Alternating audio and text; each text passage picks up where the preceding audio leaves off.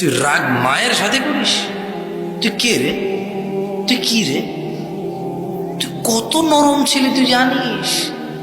তোর পায়খানার প্রেশার আসছে তুই বলতে পারিস নাই, এটা কখন বের হয়ে গেছে সেটাও তুই বলতে পারিস না।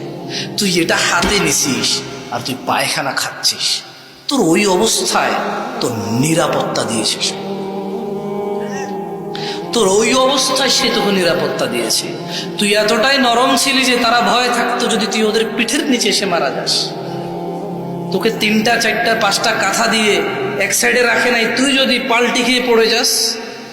নিজেরা স্বামী স্ত্রী একটু কম জায়গায় শুয়েছে, কখনো কখনো মেঝেতে বিছনা করে তোর বাপে শুয়েছে, তোর মা তোকে নিয়ে খাটে শুয়েছে, তুই যাতে না পড়ে পড়িস।